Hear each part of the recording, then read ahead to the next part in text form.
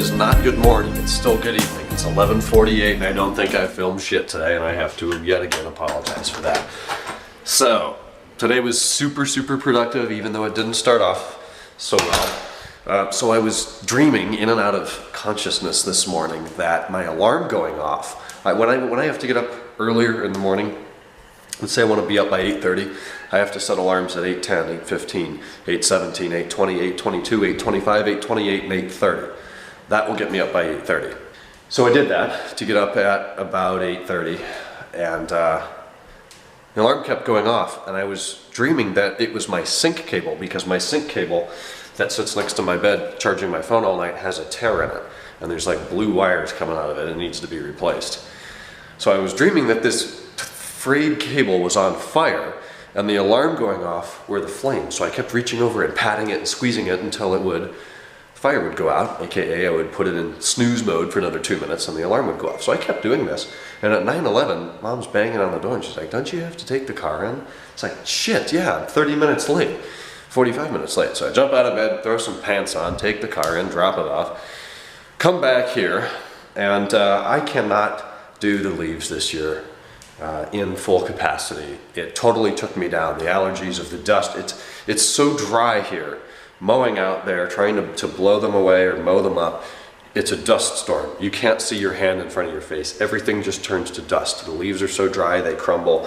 The grass is so dry. It's called rust in Ohio. Your grass gets, what are they, poly spots, and that turns to rust. It's all kind of fungus that feeds on the dry turf. So there's no way I could do it. So we had a service come today for 75 bucks. They blew every leaf off the lawn. It was fantastic. I did mow next door in a dust storm, and I'm on Zyrtec now for the allergies, and I'm feeling a lot better. So we did that. I got 2 lawns done. That's all productive. LMS closes at 5:30, so I got there at 5:34. Dan stayed around late to hand me the keys. I paid my bill, and now I'm back. I have not yet looked at the front struts to see how they have been adjusted. I'm going to do that now. And it looks like that is correct. It's not in the seat. There's less of a gap, I think. It might be a little lower. The light makes it hard for you guys to see, but the end of the spring is like right before the gap on the other side. Apparently they had to take both springs out, both struts and springs out. This one wasn't as bad. They took it out and then just adjusted it. The driver's side, they took it out. The spring had to be fully removed from the strut. When it was put back on and they tried to put it back in the car, the top mount, one of the studs that you tighten the 13mm bolts on was freely spinning.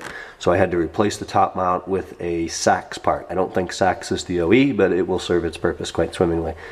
So this side's the same thing. I can see the green stripe on both now. This side still looks higher. Do the finger test.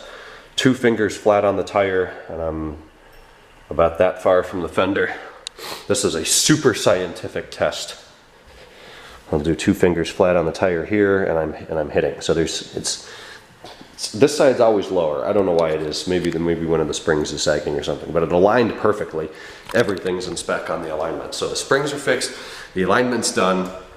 The fuel leak is what I estimated it to be. It's that hose that goes from the primary fuel tank over to the junction right here. That hose needs to be replaced. Here's the fun part. To replace that hose, you have to take the fuel tank out. To take the fuel tank out, you need to remove the exhaust and the drive shaft. The exhaust and the drive shaft were off this car 1.5 years ago.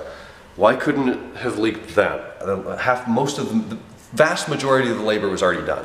The good news is here, I've replaced the fuel tank straps and their associated hardware already.